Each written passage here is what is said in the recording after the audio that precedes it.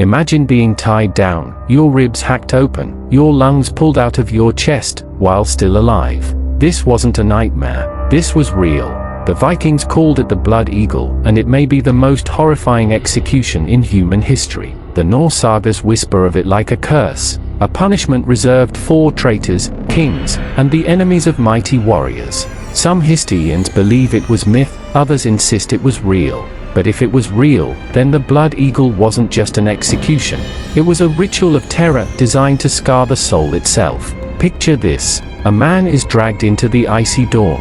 His breath clouds the air, but soon he won't be breathing at all. He's stripped, bound face down to a wooden platform. Around him, Norse warriors stand silent, their eyes cold, their hands gripping axes still stained with battle. The condemned man knows what's coming.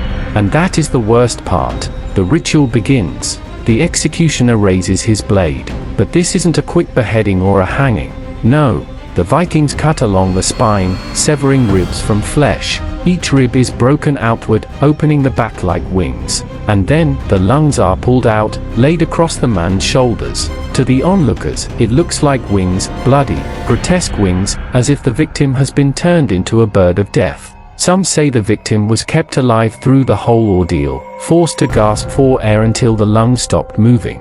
This was the Blood Eagle.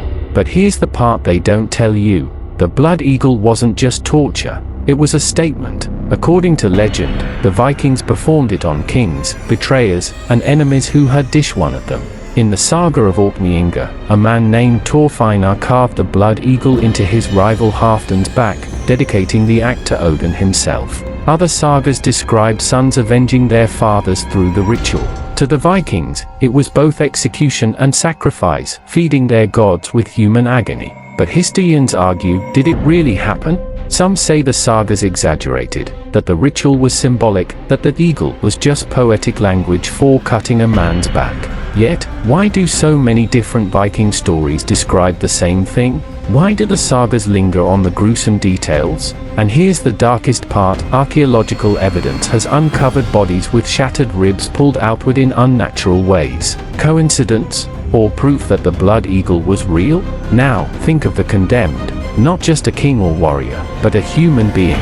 Face pressed into frozen wood, the sound of bones cracking, lungs burning for air, knowing every breath brings more agony. And all around him, silence, except for the laboured gasp of life slipping away. This wasn't just execution. This was performance. A message carved into flesh, meant to haunt anyone who dared to cross the Vikings. So what do you believe? Was the Blood Eagle a real execution, or a legend so terrifying that it lived on in memory for centuries? If it was real, then it shows us something chilling. The Vikings didn't just kill their enemies. They turned death into a spectacle, a theater of horror, and the human body was the stage. And maybe that's the true horror of the Blood Eagle. Not whether it happened, but that it could have happened. If you thought this was dark, the truth is, history hides far worse. So subscribe to Dark History Parlor because the past is far bloodier than you were ever taught. And tell me in the comments, do you think the Blood Eagle was real, or just a Viking myth?